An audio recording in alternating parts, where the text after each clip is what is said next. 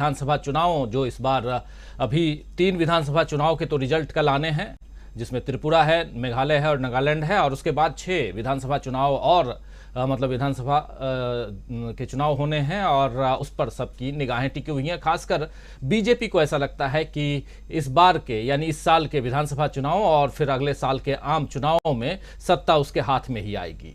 जिस ढंग से बीजेपी जो है वो तैयारी कर रही है और खासकर पीएम समेत तमाम बीजेपी के नेता अगले 50 सालों में भारत की तस्वीर बदल देने की बात करते हैं, कम से कम उससे ऐसा ही लगता है दोस्तों कि बीजेपी ने सत्ता को स्थायी मान लिया है। खैर, भारत लोकतंत्र है और यहां कब कौन सत्ता में बैठेगा ये तो जनता तय करेगी, लेकिन अभी ऐसा लग रहा है कि बड़े बड़े दावे करने वाली बीजेपी इस वक्त खुद फंसी हुई है। इसे सियासी भंवर भी कह सकते हैं, जो सत्ता के मोह में उलझी बीजेपी को लगातार और उलझाता जा रहा है। आपने याद कीजिए, आप लोग देखा भी आपने, 24 जनवरी को हिंडनबर्ग की रिपोर्ट आई और हिंडनबर्ग रिपोर्ट आने के बाद से अडानी समूह को तो लगातार मुश्किलों का सामना करना पड़ ही रहा है। बीजेपी को भी कोई राहत नहीं मिल रही है।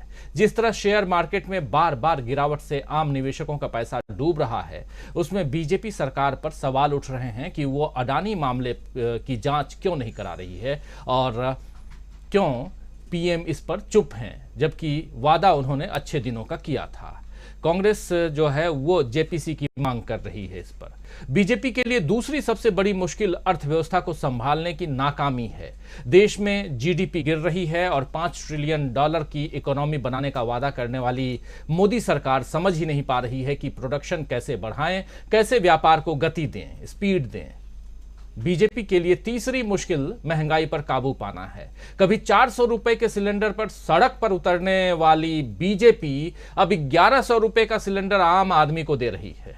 आप उन तस्वीरों को याद कीजिए जहां बड़े बड़े नेता जो आज मंत्री हैं वो सड़कों पे सिलेंडर लेकर आया करते थे। खैर, होली आने वाली है, अगले सप्ताह होली है 8 तारीख को, और लोग खुशी के रंगों का इंतजार कर रहे हैं। लेकिन मार्च के पहले ही दिन यानी आज 1 मार्च को लोगों को महंगाई के डरावने रंग का सामना करना पड़ा है। आज ही सिलेंडर की कीमत 50 रुपए बढ़ा दी गई है, जिस पर कांग्रेस के अध्यक्ष मल्लिकार्जुन खड़गे ने पूछा भी है कि कैसे होली के पकवान बनेंगे।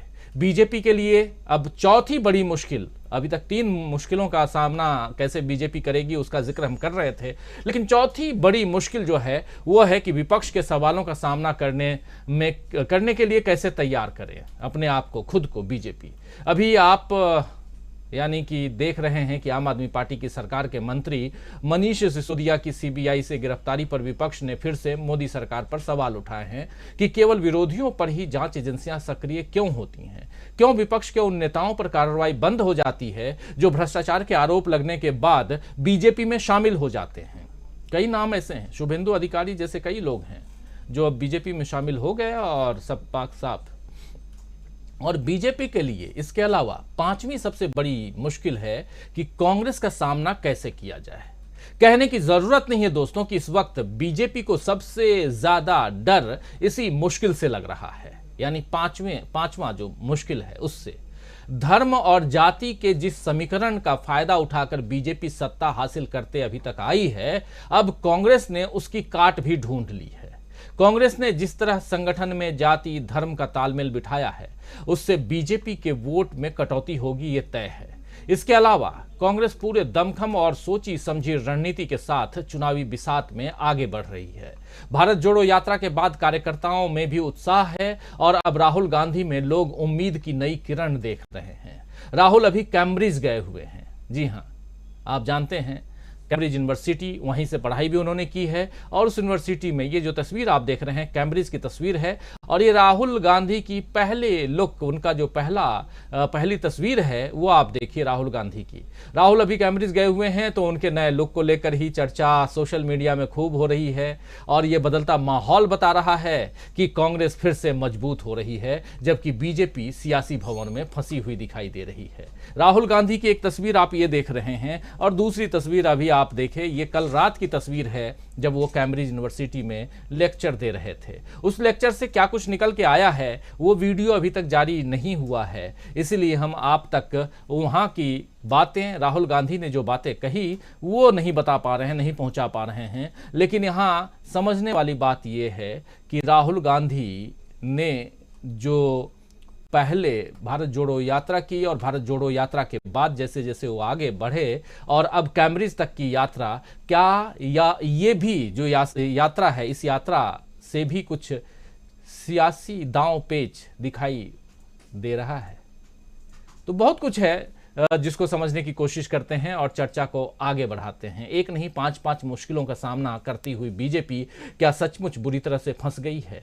कल चुनाव के 3 राज्य में जो चुनाव हुए उसके रिजल्ट सामने आना है और रिजल्ट के बाद आगे की तैयारियां शुरू हो जाएंगी। कर्नाटक की तैयारी ऑलरेडी बीजेपी बहुत दमखम के साथ कर रही है, कांग्रेस भी अंदर खाने में कर ही रही है। ये जो तस्वीर देख रहे हैं आप, इससे पहले जो आपने तस्वीर देखी ये राहुल गांधी की पुरानी तस्वीर, लेकिन ये भारत जोड़ो यात्रा की तस्वीर है और जो भीड़ है ये स्वतः स्फूर्त आई हुई भीड़।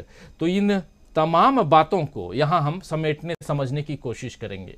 आइए चर्चा को आगे बढ़ाते हैं। हमारे साथ कुछ वरिष्ठ साथी जुड़े हुए हैं, उन सबसे आपका परिचय करवाऊं और सीधे आगे बढ़ें। जरा स्क्रीन पर ले आइए हमारे तमाम साथी जो इस वक्त हमारे साथ जुड़े हुए हैं। इस वक्त देखिए 4 वरिष्ठ साथी जुड़े हुए हैं हमारे साथ। प्रोफेसर अखिल स्वामी जी हमारे साथ जुड़े हुए हैं। स्वामी जी आपका स्वागत करता हूं। हमारे साथ प्रेम कुमार जी जुड़े हुए हैं, वरिष्ठ पत्रकार, वरिष्ठ साथी हमारे। प्रेम कुमार जी आपका स्वागत है। हमारे साथ हमारे 2 और खास साथी जुड़े हुए हैं, डॉक्टर दीपक पासपोर्ट जी और अमलेंदु उपाध्याय जी। आप सबका स्वागत करता हूँ और स्वागत इस्तकबाल आप तमाम दोस्त साथी शुभचिंतक आप सबका भी जो अब तक जुड़ चुके हैं, जो जुड़ने वाले हैं। बहुत कुछ चल रहा है अंदर खाने चुनाव, और चुनाव से जो कुछ निकल के आता है, जो रिजल्ट निकल के आता है, उससे देश, राज्य सब कुछ चलता है।